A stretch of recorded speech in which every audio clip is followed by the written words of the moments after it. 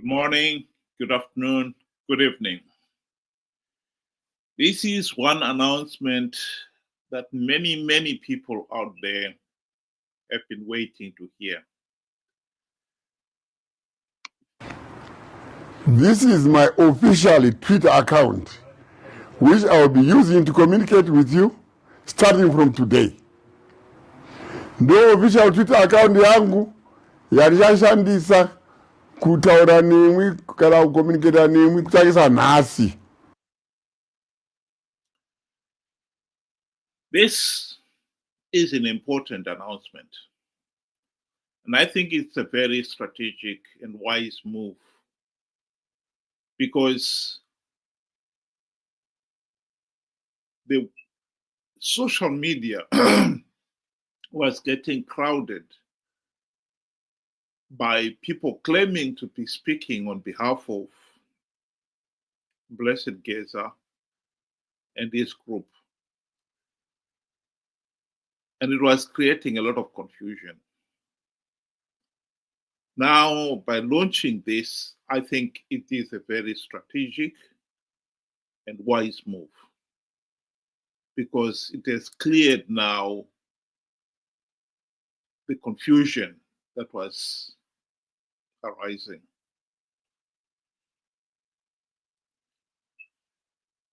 People have been waiting for Geza's message.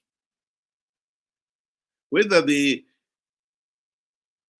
Zanu PF officials care to admit it or not, the truth of the matter is, when he and his 4 colleagues held their interview on the 27th of January, I think, which is about 2 months ago now, they did captivate the nation's attention.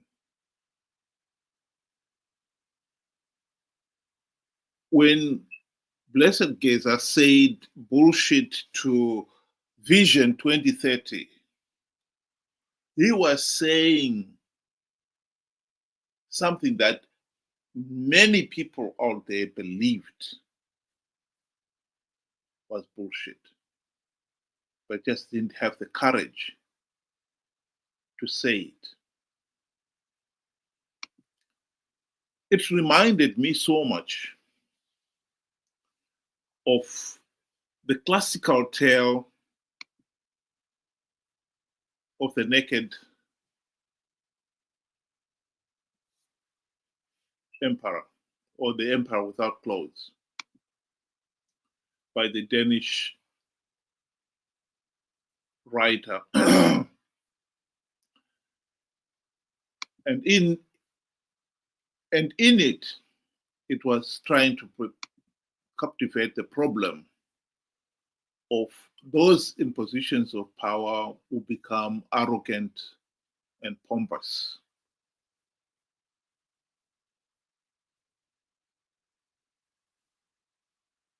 The most critical point in that story is when the little boy in the crowd pointed out that the emperor was naked.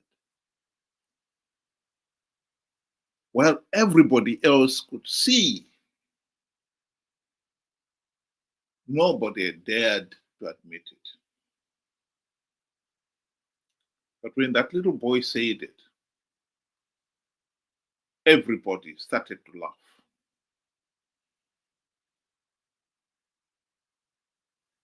And everybody, of course, could now confidently say the emperor was naked.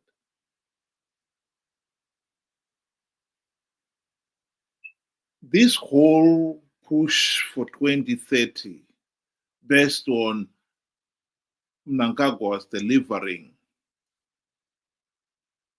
economic prosperity, he was going to make Zimbabwe an upper middle income nation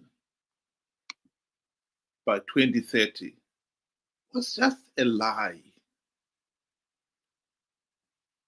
It's just that people did not dare to admit it.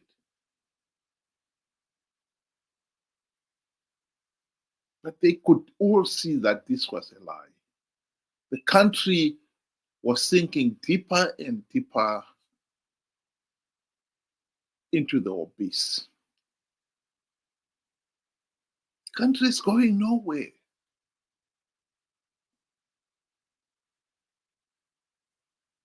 I was just reading an hour ago an article in Blue Air 24 where the Minister of Transport is finally admitting that the Bed Bridge to Victoria Falls Road is in a bad state.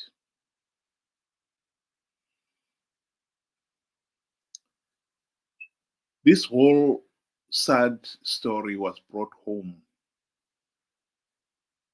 by a picture that was circulated in social media of three whites were literally hiding in one of the potholes on that road.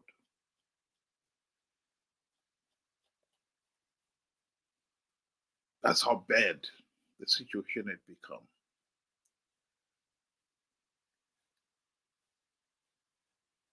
Everybody could see if you cannot maintain one of the big main roads of the country, I mean, Bedbridge to Victoria Falls has to be one of the main roads in the country. And it has got so many potholes that somebody could literally hide in those potholes. That's when you realize this whole argument that the country was going to be an upper middle income nation in 5 years is just a lie.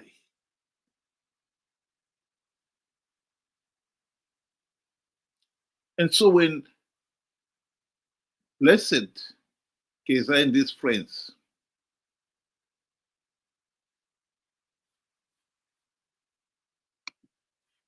said it, what they were saying is something that everybody could relate to.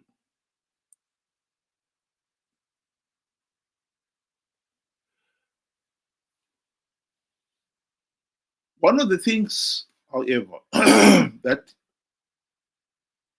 sparked the debate is, okay, is this so-called Geza revolution going to be a repeat of the 2017 military coup? When people came out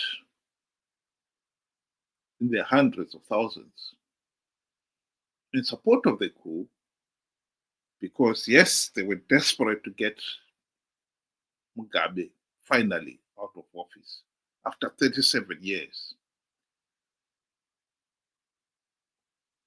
But they also believed that this was going to mark the beginning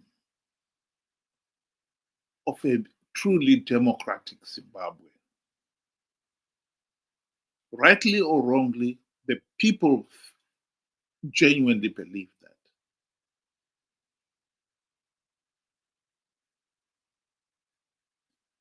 Mnangagwa himself, when he came in, he assured the nation that there will be free, fair, and credible elections. Some of the key players were involved in that coup. People like Chris Mtsangwa assured opposition leaders that there will be a new GNU.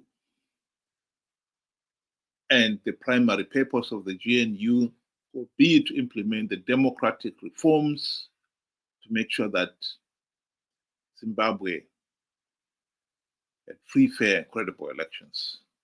And those fundamental rights, people's rights, were restored.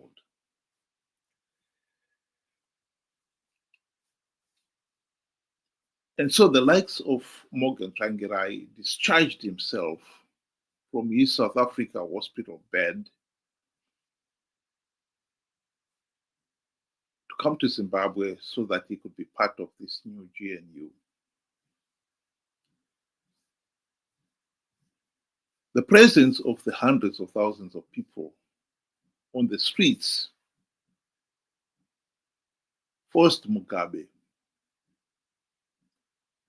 to resign.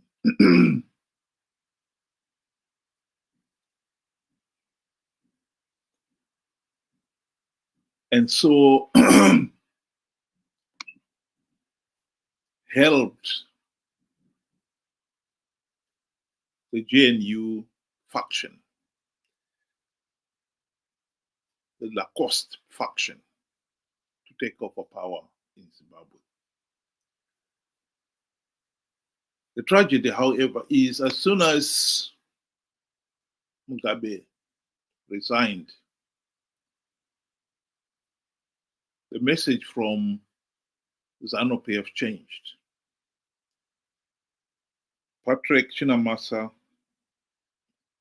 came out and said this was a Zanu PF affair. Nothing to do with the opposition. And Zanu PF will decide what is going to happen next. There was not going to be any GNU. The government that was formed was purely a Zanu PF government.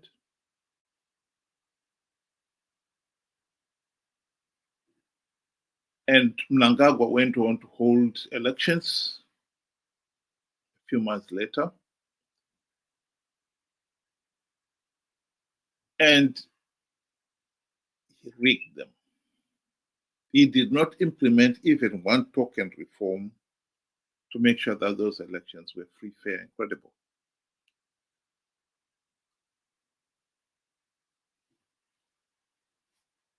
And to be quite honest, from there on, it was downhill. The promise of change, forget it. Nothing changed. And that is what landed us to where we are today. Zimbabwe is a failed state. It was a pariah state during Mugabe's time, continued being a pariah state when Mnangagwa took over. Nothing changed.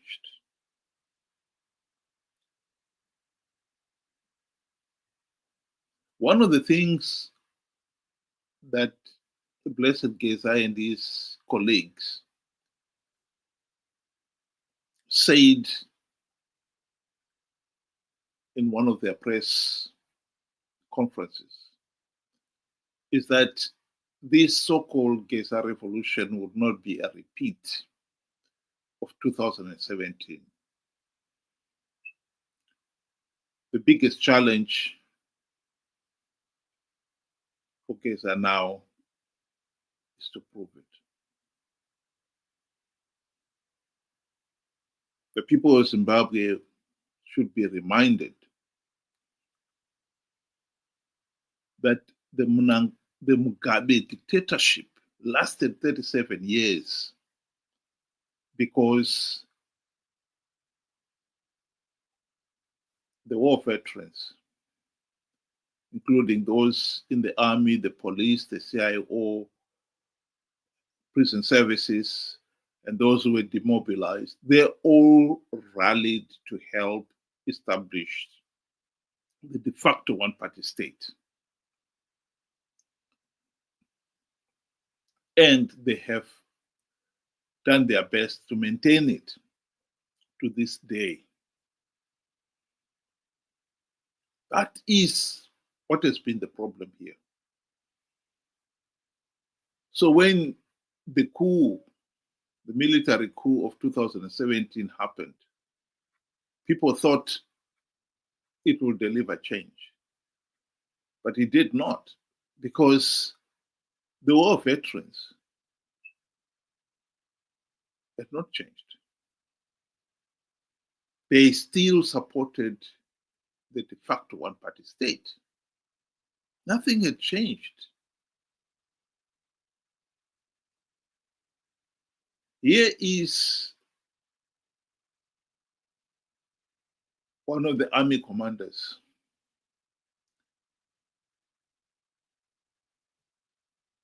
repeating his vow to support Zanu PF.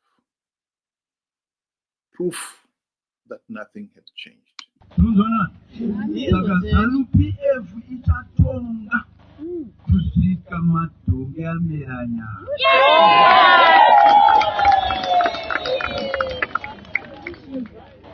Muchida musingadi. Ameni. Abanda kutaura sakomanda ami. Shashandisa inonzi command 40. Yes. Yeah.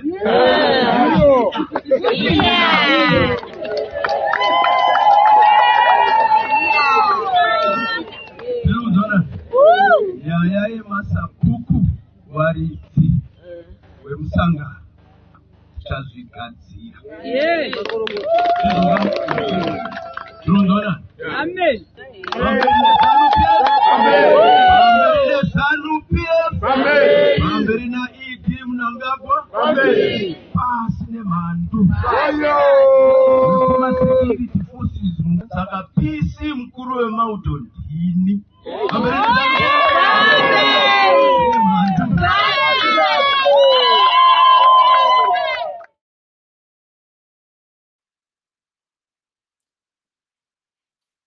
So, if the so-called Geza revolution is going to be a repeat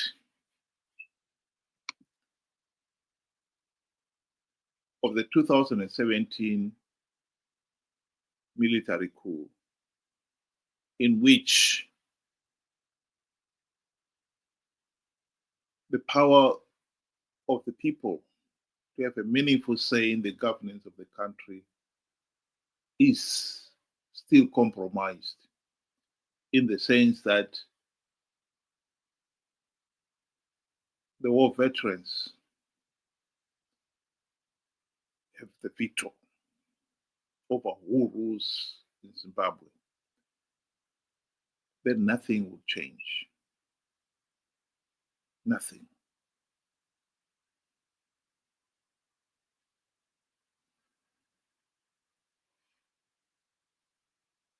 Comrade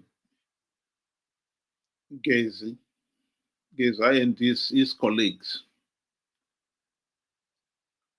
cannot avoid or must address the issue of what kind of government will emerge out of the so-called Geza revolution.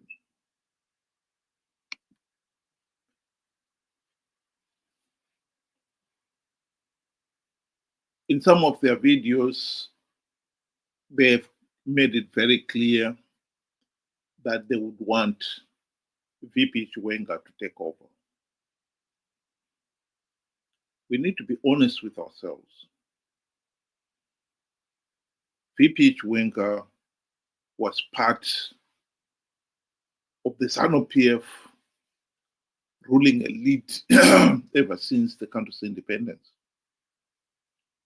He has played his role in all the various activities that have helped create and retain the Zanu PF dictatorship.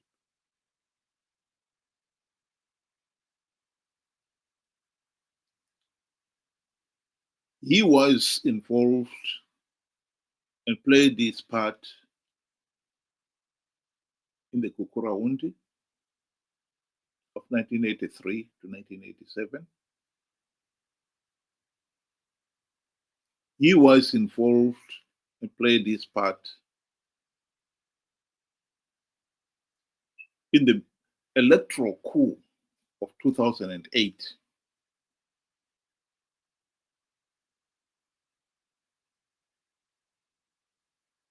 it's no secret that the top brass in the army, the police, the CIO, prison services, were part of the so-called Joint Operations Command, JOC. The junta that took over and stopped SEC declaring the results in the March vote 2008.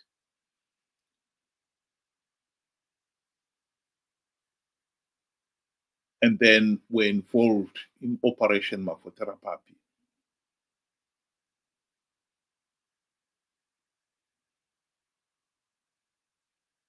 Here he is. He headed the 2017 military coup. A few weeks before the coup, he was holding Zimbabwe constitution, claiming that the army was there to defend the Zimbabwe constitution.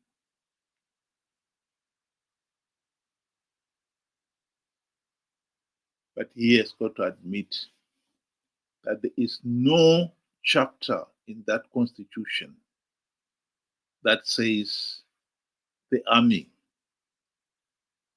can stage a military coup. Yes, the post-military coup got Justice George Chiweshe of the High Court to say the military coup was justified, legal, and constitutional. Even him, he could not quote the chapter and verse of the Constitution that said the military coup was constitutional, because there's no such chapter and verse. So he committed high treason for the sake of power. He was rewarded for his contribution in that military coup. That is what made him vice president.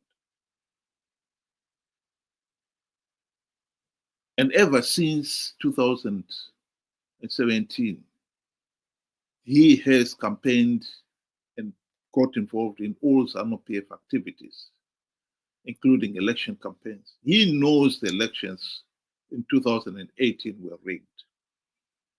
He also knows that elections in 2023 were rigged.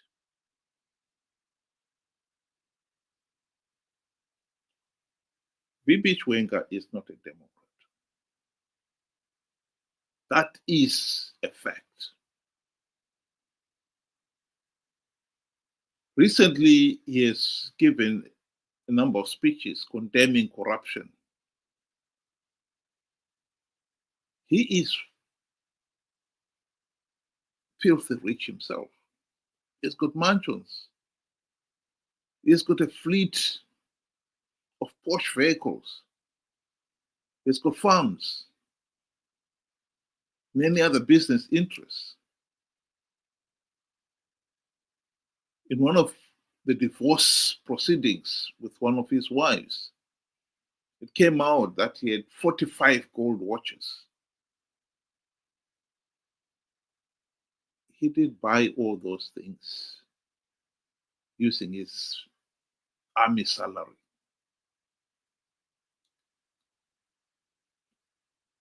So the issue of 2017 repeating itself is at the heart of our problem in Zimbabwe.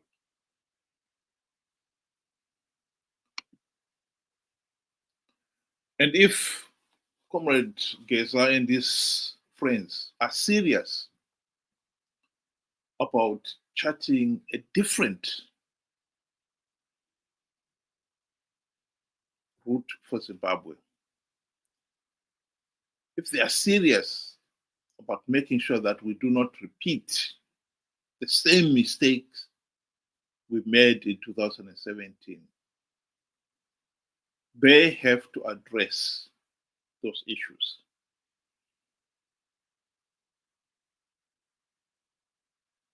They must address those issues.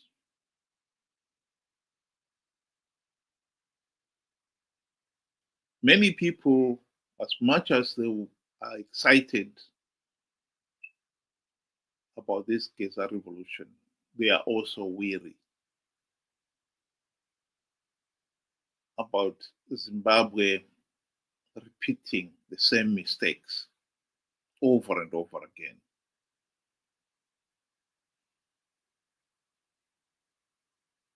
I believe the most important thing that Comrade Geza and his colleagues must now address is how are they going to end this Zanu PF dictatorship?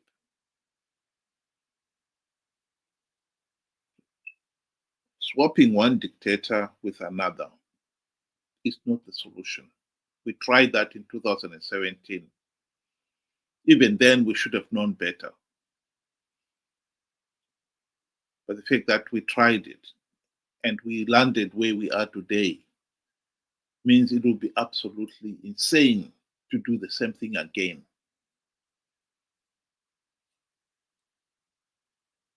We have to move on. We must restore the freedoms and rights of all the citizens, including the right to a meaningful say in the governance of the country. That is at the heart of the problem here. And that is at the heart of the solution here.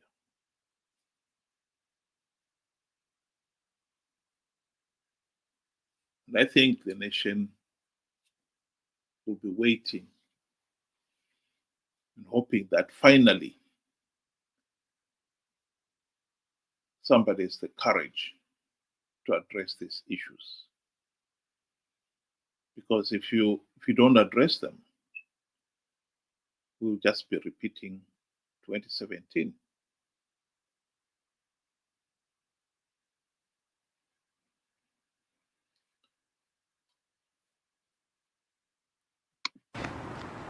This is my official Twitter account, which I will be using to communicate with you starting from today.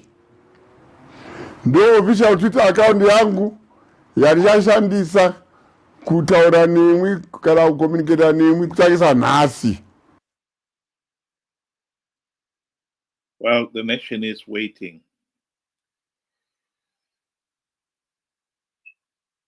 And they are waiting to hear where we are going.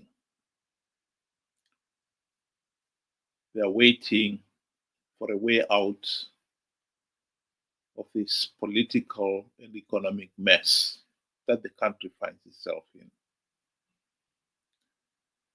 It is 45 years since Zimbabwe's independence in 1980. It is heartbreaking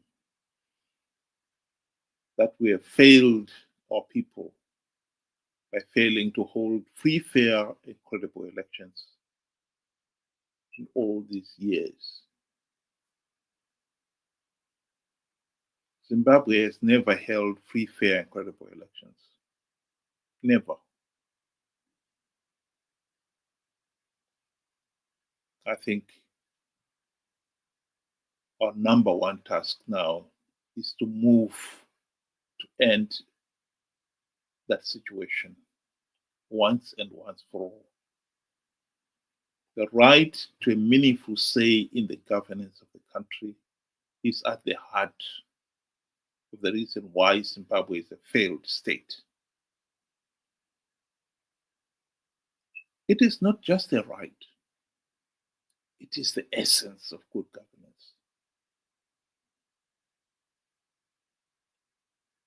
And after 45 years of gross mismanagement, rampant corruption, and tyrannical rule, Zimbabwe is desperate. good governance. Here is our chance.